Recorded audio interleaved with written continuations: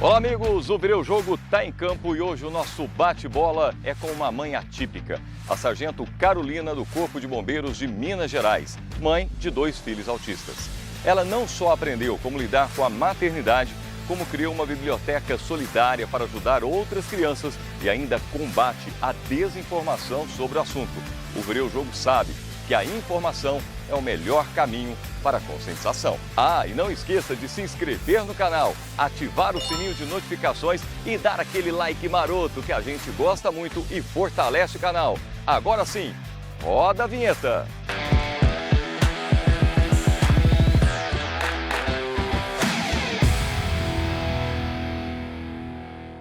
Estou aqui com a Carolina, sargento do Corpo de Bombeiros, mãe do José, de 9 anos, e do Bento, de 3 anos. É um prazer ter você aqui. Já te entrego a bola, porque você é a bola da vez. Ai, obrigada. Eu fico feliz de estar aqui.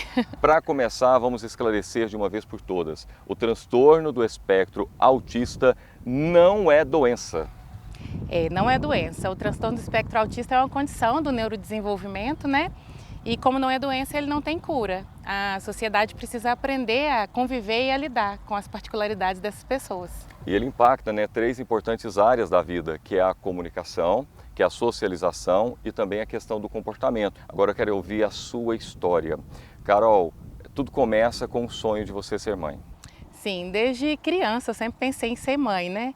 E eu brincava que se eu não casasse eu ia fazer uma produção independente, mas o que eu queria mesmo era ser mãe. Então eu realizei esse sonho, com o José. Tive o José em 2014. Eu sou José, eu tenho 8 anos. Eu sou autista. Eu sou igual a outras crianças. Eu gosto de brincar igual todo mundo. Eu gosto de ter amigos. E depois com o Bento, de 3 aninhos, que é de 2020. Bem, olha aqui. O que é isso? Sol. O sol. Toca aqui, Bento. Muito bom, cara. E esse? Que é isso? Jacaré. O jacaré. Ele é verde, Bento. É importante a gente esclarecer também, que o autismo, a pessoa não adquire depois do nascimento. A pessoa nasce com autismo. Exatamente. A pessoa nasce com autismo, mas é muito difícil da gente perceber, porque ela não é uma deficiência que tem uma característica física, Então é de acordo com o desenvolvimento mesmo dessa criança que a gente vai descobrindo e na verdade com o atraso do desenvolvimento, No caso do José, quando ele estava com 2 anos e meio, eu comecei a notar a diferença dele para os coleguinhas de escola, para os meus sobrinhos, para as outras crianças com quem eu convivia. O José não sabia falar ainda com 2 anos e meio, ele era uma criança muito nervosa, ele brincava de um jeito muito diferente das outras crianças, gostava de enfileirar brinquedos, Não tinha uma brincadeira funcional. E então eu comecei a buscar ajuda, a procurar primeiro psicólogos, fonoaudiólogos e até chegar no neuropediatra para, enfim, ter esse diagnóstico mesmo do autismo, que foi com 3 anos e pouquinho. É importante dizer, que o tratamento, ele conta com uma equipe multidisciplinar. Exatamente. E não é algo barato também para fazer o tratamento. Tem aqui o tratamento comprovado cientificamente, que é o ABA, que é uma terapia cognitivo-comportamental. E a gente já reforçou que quanto antes a pessoa inicia o tratamento, melhor é o desenvolvimento, porque você trabalha justamente isso. E eu estava olhando nas suas redes sociais e eu estava observando que o José, ele se desenvolveu muito bem, ele tocando violão.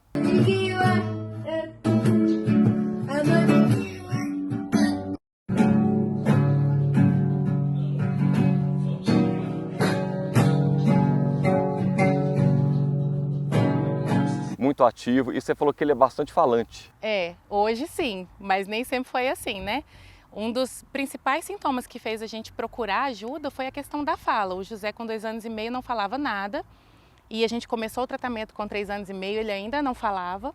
Ele foi começar a falar, ter uma comunicação efetiva dos 4 para os 5 anos. Graças ao tratamento, hoje ele fala muito, ele se comunica, ele conversa com pessoas desconhecidas, que é uma vitória para a gente, Porque essa dificuldade na comunicação, além de não conseguir falar, também tinha a questão da intenção comunicativa. Para ele, a outra pessoa, antes do tratamento, não fazia diferença, ele não queria conviver com outras pessoas. Ele preferia brincar sozinho, fazer tudo sozinho. E hoje não, com o tratamento ele gosta de ter amigos, ele gosta de conversar, é muito, muito legal. E ele não toca só violão, não? Ele toca piano também e é autodidata.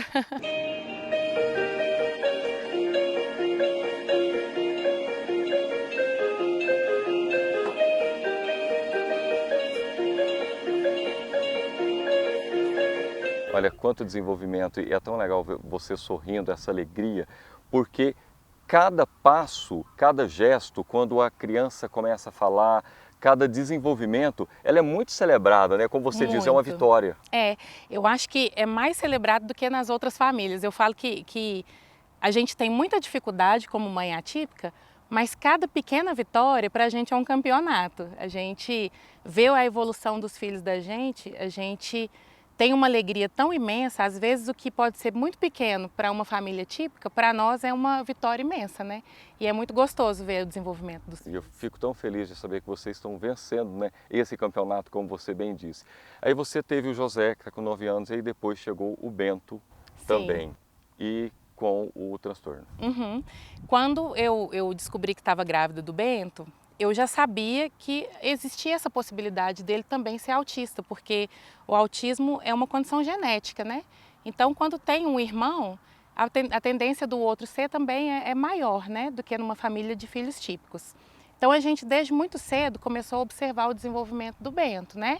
Os marcos de desenvolvimento, ver se ele estava atingindo tudo direitinho, e com 1 ano e 2 meses o Bento regrediu, porque existe também o autismo regressivo. Até 1 ano e 2 meses o desenvolvimento dele era de uma criança típica. E aí com 1 ano e 2 meses ele parou de falar, parou de fazer contato visual, coisas que ele já sabia fazer, de dar tchauzinho, de bater palminha, mandar beijinho, tudo isso ele parou de fazer. E como a gente já vinha estudando bastante sobre autismo desde o José, a gente sabia dessa possibilidade de regressão, a gente já buscou ajuda. E ele começou o tratamento com 1 ano e 2 meses, bem mais cedo.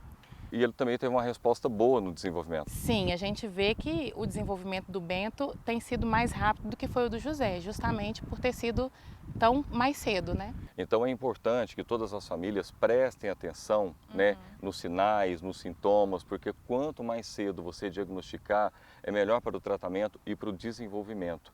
E também tem um outro dado importante, você tem 2 meninos, né, e tem um dado que os homens, o sexo masculino, ele tem uma incidência maior do que o sexo feminino, uma proporção assim de 4:1. Agora, Carol, me conta aqui como é ser mãe de 2 filhos com transtorno do espectro autista. Olha, é um desafio, mas é uma maternidade como qualquer outra. A gente tem os desafios normais da maternidade, de educar, porque não é porque são autistas, não é porque são crianças com deficiência, que a gente não vai educar como qualquer outra criança. Eu educo meus filhos para viver em sociedade. Então eu tenho esse desafio de educar, tenho um pouquinho mais de desafio porque a gente tem uma rotina muito extensa de tratamentos, né? Então o nosso dia começa cedo, leva um para terapia num lugar, outro para terapia em outro. Eu vivo cortando essa cidade para levar os meninos de um tratamento a outro, né? Mas é uma maternidade como outra qualquer e eu amo meus filhos independente, né, da condição. E o relacionamento entre os dois? E aí é um desafio maior, né? Porque como qualquer dupla de irmãos, os dois brigam bastante, brincam bastante, né? E o relacionamento deles em casa é de como qualquer outro irmão, de briga e brincadeira o dia todo. Olha, o transtorno do espectro autista, ele tem, não se chama espectro à toa, porque ele tem alguns graus, né? De leve, moderado e também tem o grau mais grave. Isso. Os seus filhos, eles se enquadram em qual espectro, qual grau? Hoje eles são o nível 2 de suporte, né? Que é o que é chamado de grau moderado. Porque eles ainda precisam de ajuda para algumas áreas, né? Esse nível de suporte, ele quer dizer assim, o quanto de suporte que essa criança precisa nas atividades dela do dia a dia. Então o José, ele tem bastante autonomia, ele consegue se alimentar sozinho, ele se veste, mas ele precisa de suporte, por exemplo, na escola, porque ele tem uma dificuldade de conseguir, por essa dificuldade de interação, a interação é necessária para o aprendizado, né? Então ele tem uma professora de apoio para ajudar nessa área. Os dois têm o mesmo nível de suporte, que é o nível 2. Agora, Carol, quero te parabenizar, tá? Pelo projeto que você lançou esse ano inclusive no dia 2 de abril, no dia de conscientização do autismo, que é o Brinquedo TEA, e o TEA de transtorno do espectro autista, que é um projeto social que você empresta brinquedos, né, em material pedagógico para outras crianças com autismo que são atendidas pelo SUS em Uberlândia. Parabéns por esse projeto, é um projeto lindo. E como foi que ele começou e como ele funciona? Quando eu tive o diagnóstico do José, eu comecei a estudar muito o que é que eu poderia fazer em casa para ajudar nesse desenvolvimento, além das terapias. E aí eu fui lendo muitos estudos que mostravam que jogos pedagógicos, brincadeiras lúdicas, né, podiam ajudar nessa questão da interação, no ganho cognitivo das crianças, no desenvolvimento da coordenação motora. Então eu comecei a comprar muitos brinquedos para os meninos, né? E com a chegada do Bento aumentou mais ainda essa quantidade de brinquedos. E aí eles vão brincando, vão se enjoando, né, dos brinquedos, a gente vai ficando ali meio de lado. E a princípio eu pensei em doar os brinquedos. Mas quando eu pensei em doar, eu falei, eu vou beneficiar uma família só. Como eu tenho muitos brinquedos, se eu transformar isso numa biblioteca de brinquedos, eu posso ajudar mais famílias, né? Então comecei a arrecadar e pedir amigos e pedir pessoas que tinham filhos, né, para me doar brinquedos e comecei a montar esse acervo e emprestar os brinquedos para essas famílias que têm um atendimento com menos horas, né? O SUS, apesar de ter bons profissionais, eles não conseguem atender tantas crianças quanto precisam, né? E aí o atendimento é uma vez só na semana, para que eles consigam atender mais gente. Então, essas pessoas levam os brinquedos para casa para poder manter essa estimulação das crianças nos outros dias também. Eles recebem um kit, né, com os brinquedos. Uhum. E depois vocês vão compartilhando com outras famílias. Sim. Então é uma ação que tem ajudado no desenvolvimento de várias famílias, já que os brinquedos também não são brinquedos baratos. Nós vamos deixar aqui no link da descrição aqui do YouTube a rede social do projeto para você também apoiar, para você participar, porque todo o apoio é muito bem-vindo para ajudar mais pessoas. E a Carol, ela já é formada em letras. Sim. E esse ano ela começou a cursar pedagogia com um objetivo muito especial, que é trabalhar com a educação especial. Sim, é porque a gente vê a diferença que faz quando uma criança tem um profissional preparado, sabe, para ajudar nessa área do ensino. E, infelizmente isso ainda é muito pouco, é muito difícil, né? E como eu tenho já uma perspectiva de me aposentar, e quando eu aposentar eu quero trabalhar com isso, eu quero ter um trabalho voluntário, sabe, para ajudar mais famílias nessa questão, de ajudar no aprendizado. Esse era um medo que eu tinha muito grande, porque eu falo que o conhecimento, o aprendizado, ele é fundamental para a nossa vida, né, para a autonomia dos meus filhos enquanto adultos. E eu quero trazer isso para mais crianças também. Existe preconceito na sociedade? Como a sociedade lida com as pessoas que têm o autismo? O autismo, por ser uma condição que não tem uma característica física que defina, então muitas vezes as pessoas veem aquela criança em um momento de crise e acham que é uma birra, que é falta de educação, que é falta de limite dos pais. Às vezes, quando a gente chega em algum ambiente de atendimento público, né, num hospital, numa fila de mercado, numa fila de banco, e a gente está com as crianças e vai acessar a fila prioritária, as pessoas olham com olhar de julgamento mesmo, acham que a gente não tem o direito de estar ali, mas na verdade a gente tem o direito, e o comportamento dessas crianças, ele tem um motivo, né? Muitas vezes a gente está numa fila de supermercado e todo aquele movimento, barulho, cores, luzes, isso traz uma sobrecarga sensorial para essas crianças. Então por isso que a gente precisa sair rápido dali, né? Então, a gente vivencia, sim, esse tipo de preconceito no dia a dia. Como você muito bem diz, né? O preconceito, que é um preconceito, ele vem realmente da falta de informação. Por isso é muito bom ter você aqui para a gente poder estar levantando esse tema e trazendo essas informações para a sociedade em geral. Carol, tem outra questão assim muito delicada também, né? Que é a questão da aceitação dos próprios pais. E tem um dado, um comportamento que assusta muito, que é em relação ao pai. É muito comum a gente perceber o abandono paterno quando a família tem uma criança com deficiência. A gente convive, né, e existem estudos que falam que até 70% dos pais abandonam mães com filhos com deficiência. E no autismo isso não é diferente. A gente convive com muitas pessoas que passaram por isso, né? Do abandono paterno. E a aceitação das famílias é primordial para o desenvolvimento das crianças, né? Muitas vezes a gente percebe pessoas que tentam empurrar, tapar o sol com a peneira. Às vezes a criança tem um comportamento diferente, a família percebe aquilo, mas acha que não é nada, quer esperar mais um pouco e com essa espera a gente tira uma oportunidade muito preciosa da criança de desenvolvimento. Eu falo que o diagnóstico não é o fim, ele é o começo de uma nova vida, né? de evolução e desenvolvimento para essa criança. Agora, falando em relação a pai, o seu marido é um parceirão. O meu marido, eu falo que ele não é um parceiro, ele não é uma rede de apoio, ele é um pai. Ele faz o papel dele, né? Ele faz a parte dele, a gente divide, na nossa casa é tudo dividido. Eu estudo à noite, ele fica com os meninos sozinho, de manhã eu levo os meninos na terapia, mas sempre que ele está em casa, a gente divide tudo mesmo. Agora, vocês têm uma realidade muito particular, porque vocês dois trabalham, vocês conseguem conciliar dentro da jornada de trabalho de vocês e cuidar dos dois filhos, né, do José e do Bento, mas não é uma realidade que se repete para muitas famílias que têm um filho com autismo.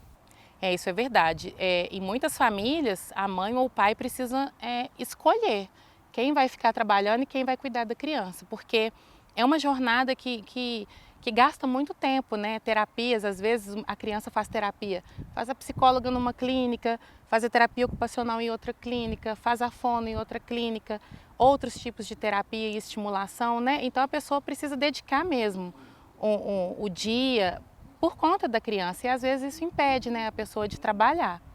E o tratamento é caro, né? É uma balança que não fica certa, porque a pessoa precisa deixar de trabalhar, mas precisa pagar o tratamento, né?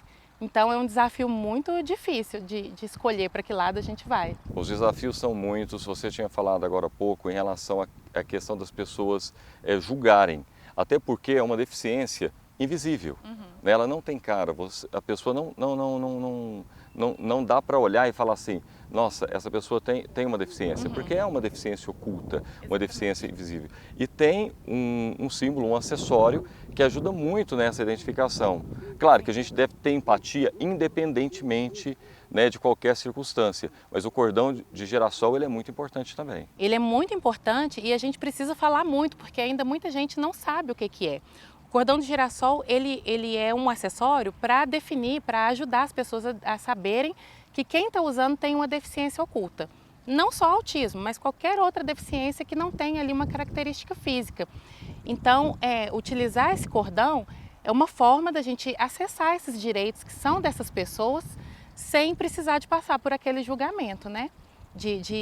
Da pessoa saber que se eu estou ali naquela fila prioritária, se eu estou ali na fila de embarque no aeroporto, se eu estou no hospital pedindo atendimento prioritário, é porque aquela criança tem o direito. E você falou em relação à questão do direito, e é muito importante ter leis que garantem esses direitos às pessoas com deficiência.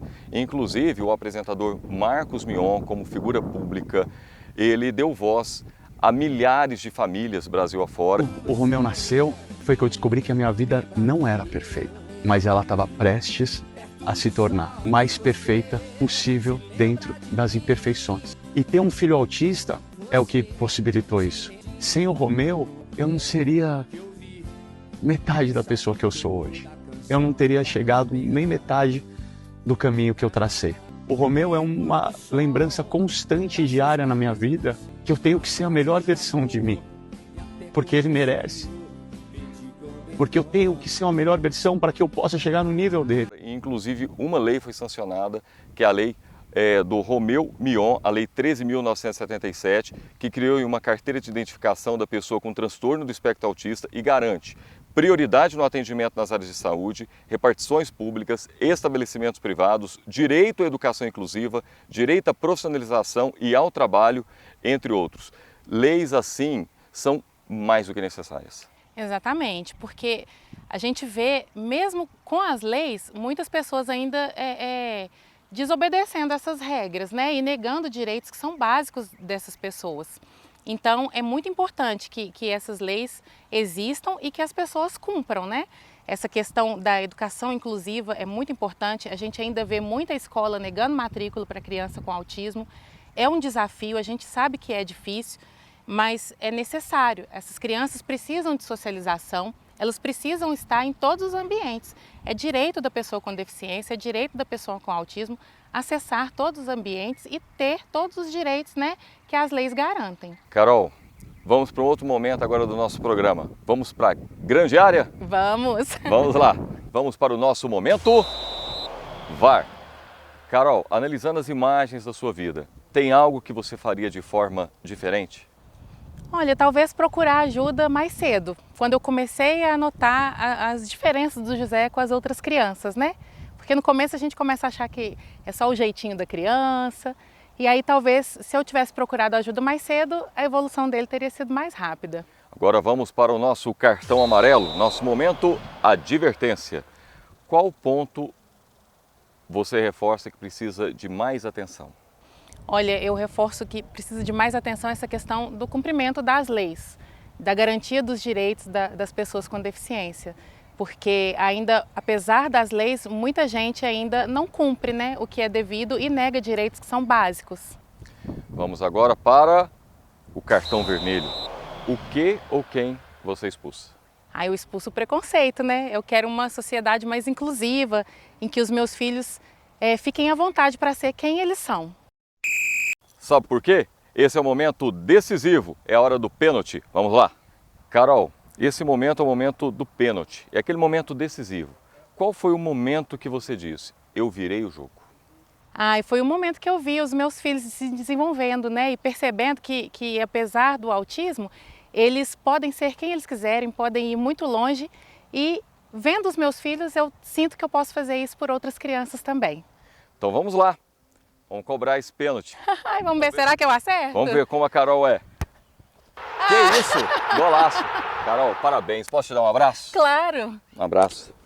Carol, obrigado pela Eu que entrevista. agradeço. Manda um abraço muito especial para o José, para o Bento, para o seu marido, que hoje eles não participaram aqui, eles não tiveram, porque hoje eles estão no clube. É final de semana e eles gostam de aproveitar, aproveitar esse solzão, então eles estão no clube. Muito obrigado mesmo. Eu que agradeço. Obrigado a você pela sua audiência e que possamos ter um olhar com mais empatia, com mais consciência e com mais paciência para o próximo. Afinal de contas, não sabemos da luta de cada um. E até o próximo episódio.